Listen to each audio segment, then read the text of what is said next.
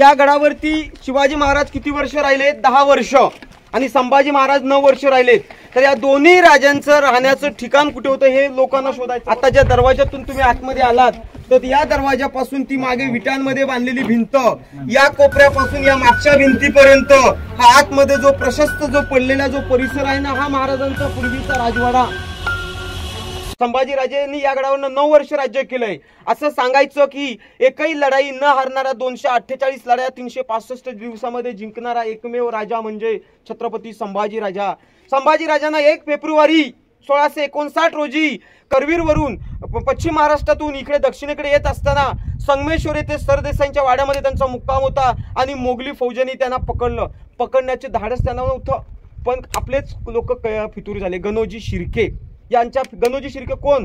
त्यांचे सख्खे मेहुणे हे फितूर झाले. संभाजी राजांना मोगलांच्या तावडीत पकडून दिलं आणि 42 दिवस औरंगजेबाचा नाहक त्रास आपल्या राजांना मिळाला. त्यांचे डोळे काले, जीभ कळंप केली आणि म्हणून त्यांना धर्मवीर छत्रपती संभाजी राजा असं म्हणतात.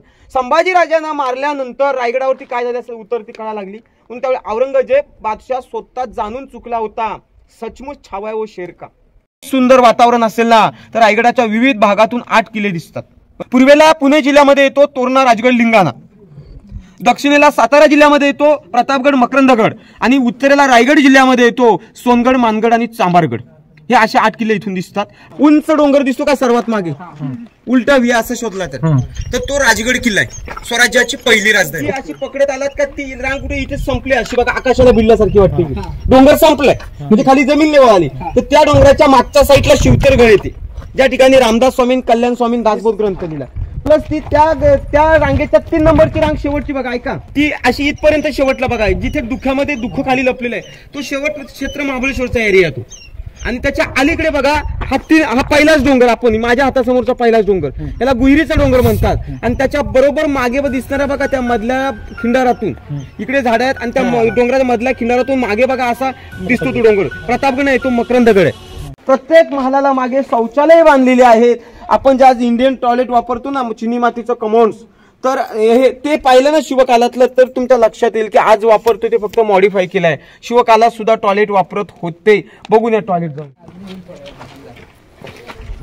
हे पण टॉयलेट आहेत पण त्याचा दुरावस्था झाले पुरे. समजवतो पण एक खाली वाडे दिसतात बघा तुम्हाला. पहिला वाडा, तो दुसरा वाडा, तो तिसरा, चौथा, तो पलीकडे 5वां, त्याच्याही आणखी पुढे 3 वाडे आहेत. या वाड्यांना अष्टप्रधानांची ऑफिस म्हणतात. अष्टप्रधान म्हणजे मंत्रिमंडळ. महाराजांच्या राज्यामध्ये जेवढे गडकोट होते, किल्ले होते, गावं होती, या किल्ल्यांचा कागदोपत्री कामकाज या ऑफिस मधून पाहिला जायचा. 8 मंत्री होते ना महाराजांचे. मोरपंत पिंगळे, अण्णाजी दत्तो, हंबीराव मोहिते, दत्ताजी त्रिंबक, निराजी रावजी, बाळाजी आवजी, अण्णाजी पंत आणि सोनपंत डबीर या सगळ्यांची इथे ऑफिस होती. मग कल्पना करा, तुम्हाला काय सांगतोय की आज एखादी गोष्ट 25 वर्ष जर दुर्लक्षित असेल, काय दुरावस्था होती. पूर्वी या वाड्यांना काय वैभव नटला असेल तर तुम्ही थोडंसं इमेजिंग करा तर तुमच्या लक्षात येईल. बघा पलीकडे बघा ती लोखंडाची जाळी लावली आहे. खाली वागतानंतर किशोर आठव पहिल्या कोठाराची खोली 25 फूट आहे, दुसऱ्याची 22 फूट आहे, तिसऱ्याची 15 फूट आहे. त्याला धान्याचं कोठार म्हणतात. कोकणात त्याला कणगी म्हणतात, कणगी. सानिध्यात 4 कोठार आहेत असे. बरोबर. पायी येताना मधल्या सैनिकाचा एक कोठाराचा साठा वेगळा, बाले किल्ल्यातला साठा वेगळा, गडाच्या बाजूला राहणारी शिबंदी. शिबंदी म्हणजे लक्षात आलं ना, सैनिक, त्यांचं वेगळं. आणि सोल्जर म्हणजे सैनिक, जे पहाऱ्याचे जे सैनिक होते त्यांची कोठडी वेगळी. असे प्रत्येकाचे स्टोअर केलेले कोठार होती. याचं कारण होतं, आपल्या घरामध्ये किती दिवसाचं धान्य स्टोअर करतो? 6 महिन्याचं, वर्षभराचं. गडांवरती 3-3 वर्षाचं धान्य स्टोअर केलं जायचं. कारण गडाला जर शत्रूंनी वेढा घातला तर वर राहणाऱ्या लोकांना जर खायला पोटभर अन्न आणि प्यायला जर भरपूरसं पाणी असेल तर येणाऱ्या शत्रूला आपण मेटाकुटी सांगू शकत होतो. ती महाराजांची पूर्वीची रत्नशाळा, टाकसाळ बोलतात त्याला. आताच्या भाषेतली ती रिझर्व्ह बँक. तिथे शिवराई नाणी तयार केली जायची. हा, आणि त्याच्या अलीकडे बघा खाली जे बांधलेले 2 मिनार दिसतात, आज 2-2 मजल्याचे आहेत. पूर्वी हे मिनार एकावर एक 7 मजल्याचे होते. आता हे मिनार जर 7 मजली उंच असतील तर या मनोऱ्यांची सुंदरता आणि रचना कशी असल्याची कल्पना करा. एक 7 मजली होते. प्रत्येक मजल्याला 12 दरवाजे आहेत. या दरवाजांना पूर्वी सुंदर असे मखमली कमळाचे पडदे लावायचे. बाहेरून त्या मिनाराला पैठणी कापड लावायचे. आतमध्ये गालीचे अंतरायचे आणि त्याच्या मधल्या भागामध्ये छत्रपती शिवाजी महाराजांच्या राण्या पूर्वी विश्रांतीसाठी बसायच्या. या तलावाला फक्त एका बाजूला तटबंदी आहे. मी मगाशी सुरुवातीला सांगितलं रायगडावरती बांधकाम खात्याचे प्रमुख हिरोजीने कामाला सुरुवात केली त्यावेळी रायगडावर अशा दगडाच्या खाणी तयार केल्या. तिथून दगड काढली. निघालेल्या दगडांचा वापर इथे किल्ला बांधायला केला आणि त्या ठिकाणी तलावांची निर्मिती केली. या ठिकाणी शिवाजी राजांचं पूर्वी 32 मन सोन्याचं सिंहासन होतं. 32 मनाचं वजन करा 1280 किलोचं सोन्याचं सिंहासन महाराजांचं त्या ठिकाणी होतं. आज ते नाहीये. ते कुठे गेलं? परेड मध्ये 18 वर्ष इथे मोगलांचं राजवट होती. त्याच वेळी ते घनाचे गावगळून तोडलं गेलं महाराजांचं सिंहासन आणि त्यावेळेस ते सिंहासन तोडून नुसतं काय केलं? वितळवलंय. पण ते वितळवलेली जागा सिंहासनाच्या मागच्या बाजूला आहे. तिथं आता जाता येत नाही. पण मागे त्याची दगड चालले असली मोठे पाषाण वितळले. असे एवढी आग करून ते पेटून त्या औरंगजेबाच्या सरदारांनी ते सिंहासन वितळवलं होतं त्यावेळेला. कोपऱ्यातल्या लोकांना ऐकायला जायचं आणि त्यांचं बोलणं काय ते राजांपर्यंत पोहोचलं. जेव्हा सभा चालायची ना तर कोपऱ्यात जर काही कुजबूज जरी झाली तर तो संदेश महाराजांपर्यंत पोचत होता. त्याला इकोसिस्टीम स्थापत्यशास्त्र बोलतात. त्याचं प्रात्यक्षिक पाहायचं तर तुम्ही इथे सर्वांनी शांत थांबा. मी त्या गेट जवळ जातो. त्या कोपऱ्यात एकदम हळूवादत बोलतो. ऐकायला आलं तर रिप्ले द्या. त्या कोपऱ्यात कागद जरी फाडला तरी ऐकायला येतं.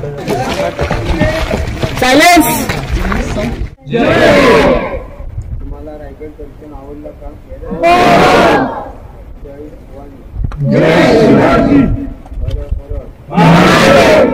कागद पडतोय. कागदाचा आवाज आला तर टाळ्या वाजवा. 1 2 3. राजमार्गाकडे आलेलो आहे. राजमार्ग म्हणजे लक्षात आलं का तुमच्या? राजांचा सतत होणारा प्रवास त्याला राजमार्ग. मग महाराज कित्येक वेळा या वाटेने गेले असतील घोड्यावर बसून. कारण काय इथून गेले असतील तर तुमच्या लक्षात आणून देतो. शिवाजी महाराज दररोज सकाळी उठले ना, स्नान केलं, शुभ कपडे परिधान केले. इथूनच या बाजारपेठच्या मधून ते जगदीश्वरात दर्शनाला जायचे. कारण ते महादेवाचं मंदिर आहे. शिवाजी महाराजांचा राज्याभिषेक झाला आणि राज्याभिषेकानंतर त्यांच्या हत्तीच्या अंबारीतून जे मिरवणूक काढली कुठून? त्या राजसभेच्या प्रवेशद्वारापासून. ती याच वाटेने कसली वाजत गाजत ती मिरवणूक गेली असेल आपल्या राजांची. आणि शिवरायांच्या मृत्यूनंतर शिवरायांची अंत्ययात्रा सुद्धा याच वाटेने नेण्यात आली होती. म्हणून याला राजमार्ग बोलतात. तुम्ही ज्या मैदानावर उभ्या त्याला होळीचा माळ बोलतात. होळीचा माळ शिमग्यात म्हणजे सर मार्च महिन्यामध्ये पहिली मानाची होळी रायगडावर इथे पेटवायचे आणि नंतर मग गडाच्या आजूबाजूच्या गावातून होळ्या पेटल्या जायच्या. होळीमध्ये पूर्वी बक्षिसाचा नारळ टाकायचा आणि त्या पेटत्या होळीतून जो कोणी बहादर हाताने नारळ बाहेर काढेल अशा माणसाला याच ठिकाणावर 1.25 किलो सोन्याचा कडा आणि पायातला तोडा हे महाराजांच्या हातून बक्षीस वितरण व्हायचं. बघा मंदिर तुम्ही लांबून पहा कसं वाटतं तुम्हाला? एका मशिदी सारखं वाटतं की बघा मंदिर. पण ते मशीद नाही, या महादेवाचं मंदिर आहे. असं का तयार केलेलं? ते जर मंदिर त्यावेळेस मोगली सरदारांनी जर का लांबून कुठून पाहिलं तर त्यांना ते मशीद असं वाटावं, तिथून ते नतमस्तक व्हावेत किंवा येऊन तोडू नयेत. अशा प्रकारे त्या मंदिराचा आकार साहित्य मशिदी सारखा केला. याच्या समोर बघा तुम्हाला जे दूरवर पसरलं दुतर्फा बांधकाम दिसते का तुम्हाला? याला गडावरचं shopping centre, super market, Big Bazaar असं म्हणतात. ही गडावरची पूर्वीची बाजारपेठ आहे. त्या बाजारपेठेची जी सरळ लांबी ती 800 फुटाची लांबी आहे आणि त्या बाजारपेठेची सरळ रुंदी 40 फुटाची आहे. दुकानांच्या हाईट पास जमिनीपासून उंचावर दिसते का तुम्हाला? रायगड महाराजांची राजधानी. इथे आयुष्यात एकदा तरी महाराजांच्या समाधीवर प्रत्येक महाराष्ट्रातील रयतेने नतमस्तक व्हायलाच पाहिजे. जय शिवराय.